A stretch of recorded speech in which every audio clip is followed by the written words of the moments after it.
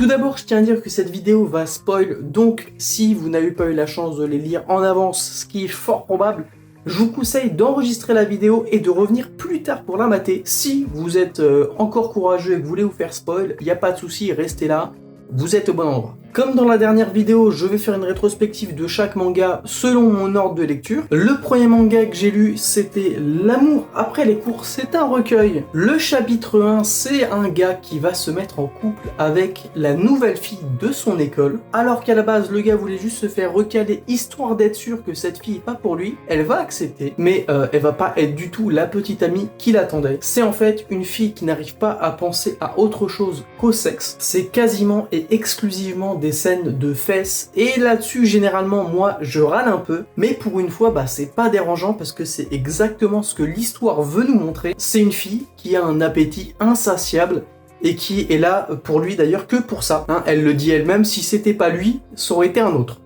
Pas de problème. Le chapitre 2, il est en 2 parties. C'est un gars qui va devoir aller vivre chez son oncle. Il va découvrir que la fille de son oncle, elle veut de ouf, et c'est pas la seule à vouloir, hein. Sa pote timide, elle aussi, elle veut. Comme dans la première histoire, là, c'est 2 filles qui sont accros complets de sexe. Alors, je les trouve un peu moins intéressants, parce que dans la première, au moins, il y avait un truc de le gars, il cherche une petite amie, elle cherche une tub. Ils s'entendent pas vraiment là-dessus. Et là, c'est juste des gens, ils vont ken. C'est pas incroyable non plus. Et c'est surtout que si c'est la fille de son oncle, c'est sa cousine. Et moi, l'inceste, j'aime toujours pas ça de fou. Ensuite, chapitre 3, on a une fille qui va demander à son copain d'être filmée en pleine action. Et elle va tellement kiffer l'expérience qu'elle va même demander à être filmée dans un endroit un peu insolite. Et même en live sur Twitch, je vous rassure, elle va être ban très vite, hein, c'est normal. Le chapitre 4, c'est la meilleure amie de Yumi Saka. Yumi Saka, c'est la fille du chapitre juste avant. Elle va profiter de l'absence justement de son ami pour se faire plaisir avec son petit frère. Et le fait que l'histoire est reliée au chapitre précédent, ça apporte rien concrètement, mais le clin d'œil est toujours sympathique. Chapitre 5, on commence à comprendre la mécanique. C'est une fille qui va se servir de son prof à domicile pour canaliser ses désirs. À partir de là, je vais pas vous mentir, pour moi, il y a eu un peu une lassitude, c'est-à-dire que on a compris la mécanique du manga et ça va être à peu près ça tout le temps. Et même concrètement, je trouve que les chapitres suivants sont un peu moins intéressants. Shiori, c'est une idole qui est fou amoureux de son meilleur ami et elle va lui sauter dessus. Un gars qui va se tromper de club et qui va tomber dans le piège érotique d'une autre étudiante.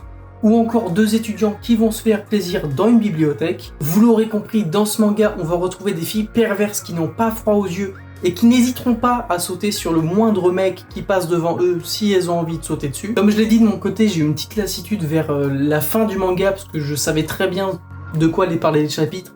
J'avais plus vraiment de surprise quand je les découvrais, mais pour autant c'est un peu un plaisir coupable parce que bien que le manga ne raconte pas grand chose, j'ai quand même plutôt apprécié le tome. Le deuxième manga dont je vais vous parler, c'est Mei Favorite, du même auteur que Love Contest qu'on a déjà chez Nihoniba. Et bien qu'il soit arrivé que récemment en France, c'est en réalité le grand frère de Love Contest parce qu'il est sorti bien plus tôt au Japon. Et on le voit bien à la différence du trait et du style graphique dans le manga, ça fait un peu ce que j'appelle old school, un peu manga années 2000. C'est quasiment et uniquement un arc narratif dans lequel on va suivre Shotaro, un gars qui va devoir aller vivre chez son grand-père qu'il n'a jamais vu d'ailleurs au passage, et il va découvrir qu'il vit dans un manoir avec plusieurs domestiques assez particulières. Et sur toutes ces domestiques, il va devoir en choisir une pour devenir sa servante personnelle. Avec évidemment tout ce que ça implique, hein, on reste dans un manga pour adultes, le slogan c'est « le sexe fait partie du travail ». Et elles vont se battre pour être choisies, mais son dévolu va se poser sur une nouvelle servante aussi inexpérimentée que lui,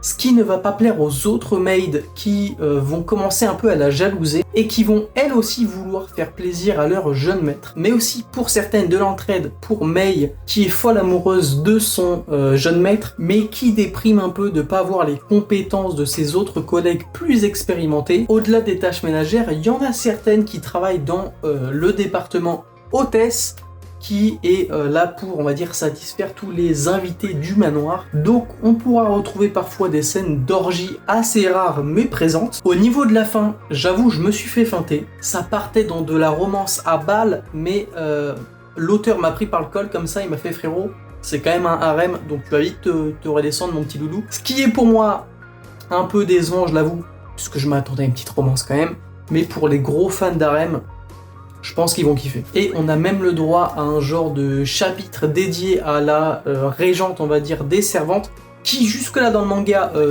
n'avait pas vraiment eu sa place. Et là, un petit chapitre pour elle, ça fait plaisir. Le manga était très cool, le style graphique là aussi est très sympa, même si je suis pas un très grand fan du style un peu old school, années 2000, etc. Ça fait plaisir d'avoir de la diversité et il faut continuer à avoir de la diversité au niveau du style graphique, au niveau du trait. Dans le hentai, je pense que c'est ce qui rend l'œuvre magnifique. Ensuite, le troisième manga, c'était Water Drop Girl. Alors, c'est un recueil dont vous connaissez la chanson, on va faire chapitre par chapitre. La première, ce sont des élèves qui cherchent à savoir si la compatibilité sexuelle parfaite existe entre deux personnes, et ils vont essayer de la trouver. Et Onami, la présidente de ce petit groupe, connaît tous les fantasmes et les préférences de ses camarades, mais elle n'arrive pas à trouver la compatibilité qu'elle cherche tant, et elle va finalement la trouver en la personne de Suzuki, un étudiant timide et introverti. Elle qui jusqu'au début restait passif un peu dans son groupe va finalement trouver ce qu'elle cherche depuis tout ce temps. Et un peu plus tard, il y a aussi une autre fille qui va s'ajouter dans le chapitre, qui elle est complètement l'opposé de Onami, parce qu'elle peut s'éclater un peu avec tout le monde, elle s'en bat les couilles. Du moment qu'il y a une tub, elle fait... Franchement, moi ça me va. Le chapitre 2, c'est un genre de retrouvailles entre deux anciens amis d'enfance qui se sont presque oubliés. Mizumi va devoir venir habiter chez son ancien ami d'enfance, Daisuke. Lui, on va comprendre qu'il a des sentiments pour elle, mais il va se questionner pour savoir si c'est réciproque, ou si juste le plan de sex friend, ça lui convient très bien. Il y a un côté un peu plus comique, un peu plus léger que dans l'autre histoire. Par exemple, le fait que sa grand-mère lui a offert un sac entier de sextoy à la meuf. Ok, merci mamie. À chaque fois, ils vont utiliser des nouveaux objets dans sa boîte mystère, voilà. Et ils vont se faire kiffer. Et à la base, elle y connaissait rien en matière de sexe. Et finalement, à la fin de l'histoire, t'as l'impression que c'est une pro du HUC. Vraiment, c'est du tout au tout. À la fin, il y a même un aspect un peu domination-dominant des deux côtés. Donc c'est assez kiffant, ça aussi. Donc dans le chapitre 2, j'ai dit qu'il y avait un petit peu plus d'humour que dans le premier. Dans le troisième, il y en a carrément plus que dans le deuxième. C'est un gars, il va voir sa prof parce qu'il a des problèmes de tuyauterie. Il a un Karcher en guise de bistouquette, concrètement, et ce serait dû au traitement contre le rhume qu'elle lui aurait donné. Ce fameux traitement, c'est un simple café avec son lait à elle, à la prof, directement. Pourquoi elle fait ça, je sais pas, c'est son kiff. Bref, elle va essayer de résoudre son problème en tentant différents trucs. Le chapitre 4, on est moins dans le décalage, mais on est dans le mignon. Et ça fait plaisir. Ces deux amis, un qui est un peu surprotecteur du regard des autres hommes par rapport aux formes de sa pote, et une autre qui est une gaffe ambulante, plus naïf mais plus extraverti, et c'est pendant une petite balade au parc qui, je crois, ils vont se déclarer leurs sentiments et ils vont laisser un peu place à leur libido, etc.